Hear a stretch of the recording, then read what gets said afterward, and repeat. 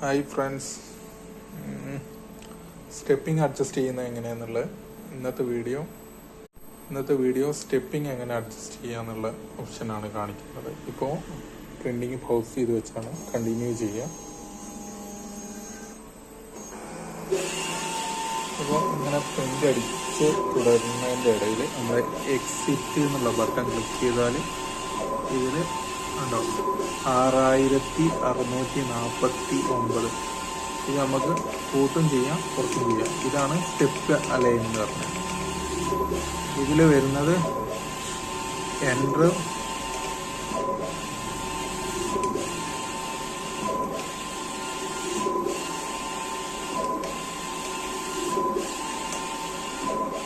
Left right നോക്കിയാൽ by direction alignment adjust ചെയ്യാം.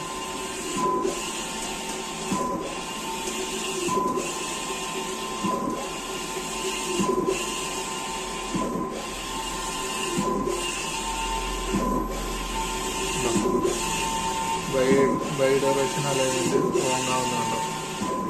ഇപ്പോൾ 14 കൊടുത്തത്, ഓൾറെഡി 21 കറക്റ്റ്.